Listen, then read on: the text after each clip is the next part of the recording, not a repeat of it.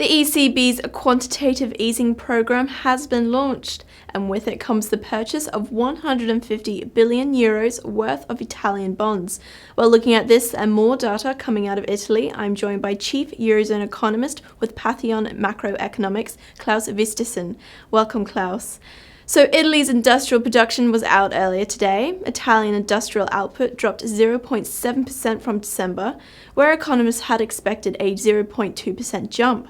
So what are you taking away from this data?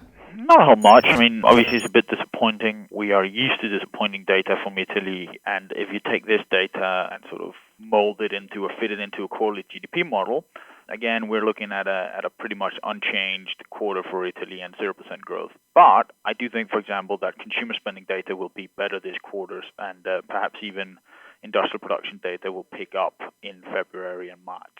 So it was disappointing, but I think given what we're seeing in the rest of the euro area economies, even a structurally impaired economy such as Italy could actually start to see some cyclical upside here in the next couple of months, which could detract a little bit from what is still a pretty poor structural outlook for the economy.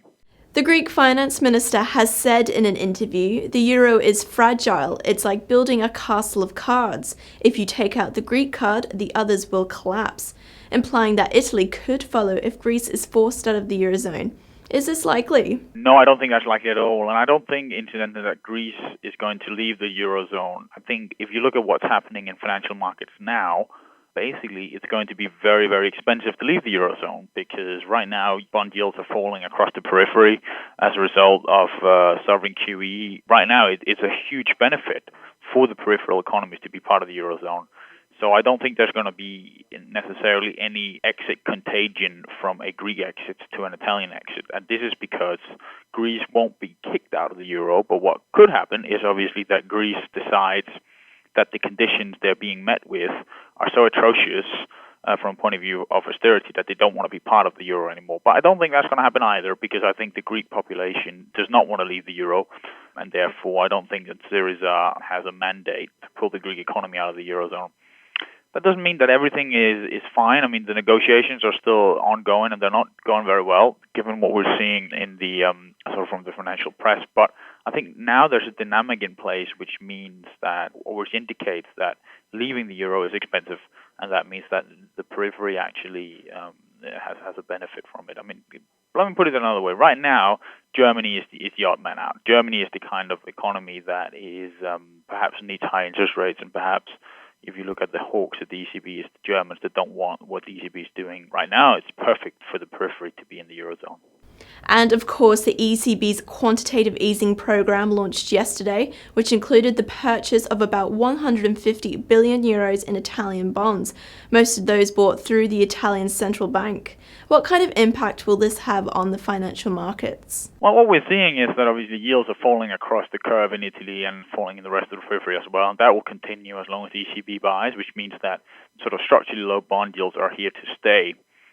In terms of what it means for financial markets, well, there are two effects. One is that you would expect what we call a portfolio balancing effect, so that as bonds become more and more expensive and as fewer and fewer bonds are available on the market because the ECB is buying, you would expect investors to buy other assets, riskier credit, riskier equities. This is what we saw with other QE programs. You would expect the same thing to happen with the Eurozone credit sort of QE program.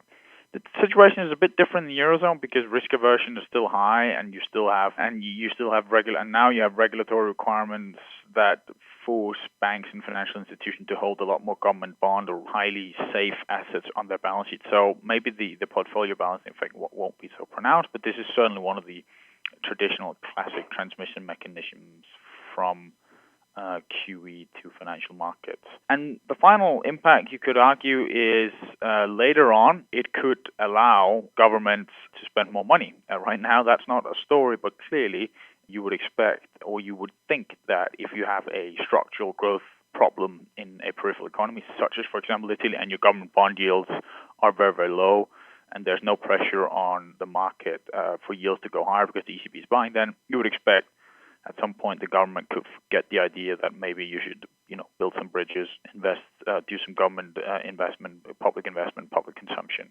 I would expect this to happen later this year and as I expect government bond yields to remain low. That was Claus Vistesen from Pantheon Macroeconomics joining me there. For more exclusive interviews and regular updates, keep clicking back to Dukascopy TV. Bye for now.